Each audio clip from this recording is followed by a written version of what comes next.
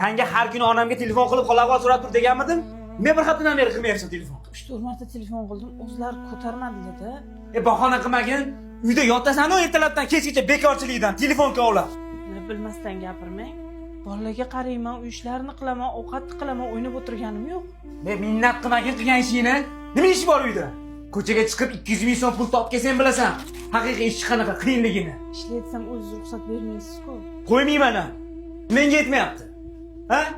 Xohlaganingni yesang, xohlaganingni kiysang. Sanlar uchun ishlab yuribmanman. Noliysan menga? Noliganim yo'q, gapingizga aytdim. Ey!